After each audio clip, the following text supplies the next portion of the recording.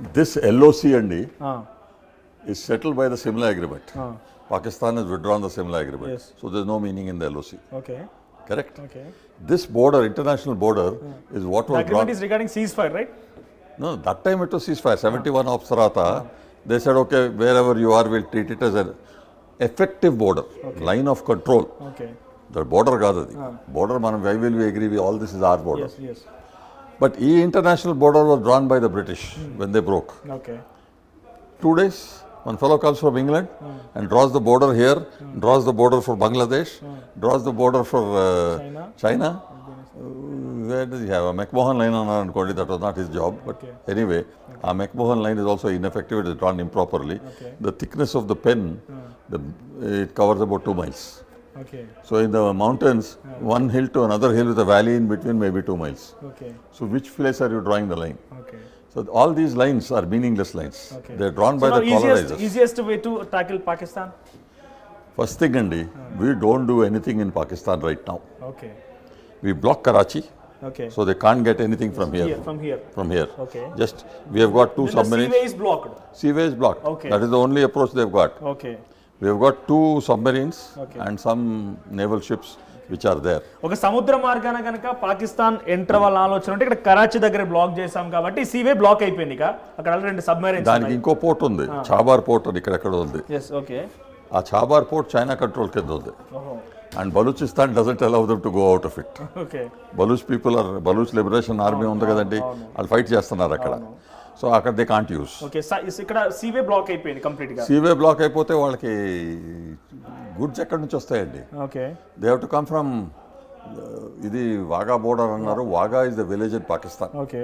Attari is the village in India. Okay. So I would request అంటే ఇది Wagah border అనే బదులు అటారీ బోర్డర్ అన్నారు. Okay.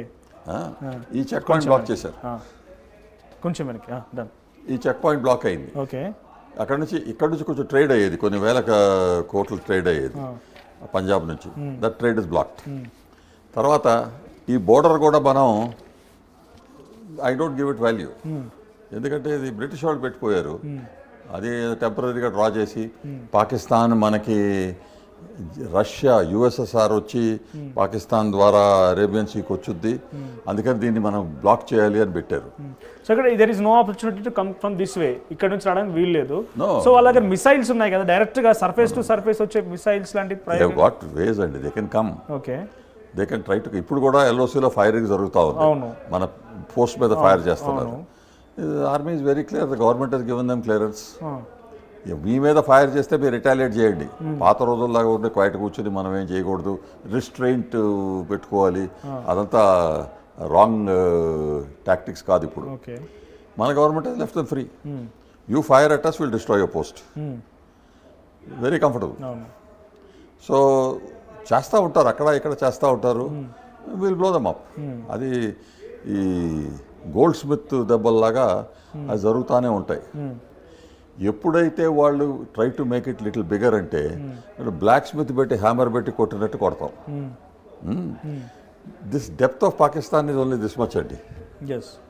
This is not a depth way to worry about. అది కూడా ఇప్పుడు బలూచిస్తాన్ ఫైట్ చేస్తూ ఉంటుంటే ఇక్కడి నుంచి ఇక్కడ దాకా వాళ్ళది. అవును. Almost 40% of Pakistan belongs to Balochistan. Balochistan was an independent kingdom in 47. They did not join Pakistan. 48లో పాకిస్తాన్ మిలిటరీ పోయి దాన్ని ఆక్యుపై చేసింది. అప్పటి నుంచి వాళ్ళు ఫైట్ చేస్తున్నారు, మా ఇండిపెండెన్స్ మాకు కావాలి. మీరంతా ప్యాలెస్టైన్ ఇండిపెండెన్స్ అని మాట్లాడతారు కానీ బలూచి వాళ్ళ ఇండిపెండెన్స్ సంగతి ఎందుకు మాట్లాడరు? దిస్ లాజిక్ ఇన్ఫర్మేషన్ లేనప్పుడు ఏదో ఐడియాలు వస్తాయి. నెక్స్ట్ థింగ్ అండి, మన వాళ్ళకి జోష్ వస్తుంది, అందరికీ జోష్ వస్తుంది. మనం బసారన్ మెడోలో జరిగింది, ఎవరికైనా కోపం వస్తుందండి. ఏదో చేయాలి, ఫైట్ చేయాలి అనే పాఠం నేర్పించాలి అనుకుంటాం. వార్ అట్లా ఫైట్ చేయరండి. War is a planned operation, single thought out operation.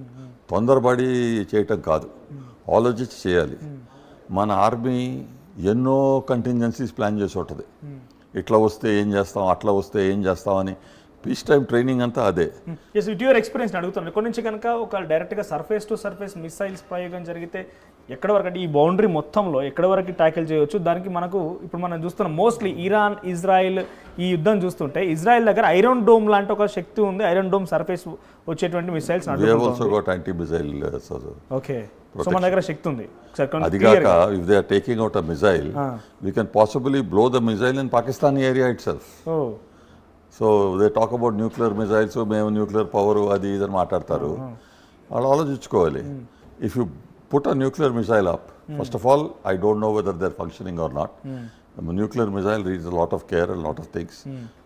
I believe the Americans and Chinese and all have got involved in it, and some control is there. In itself, నేను ఒక మాట విన్నాను, పాకిస్తాన్ దగ్గర nuclear bombs tactics very small, అంటే కొన్ని near by places లో వేయడానికి tactical nuclear weapons. Tactical nuclear weapons. They don't have that many, and but China may have given them, North Korea may have given them. Okay. If అది that uses వాళ్ళకు నిజంగా use చేయాలి. If they have to fire a missile and we blow the missile in Pakistani territory, ఎవరికి effect అవుతుందండి?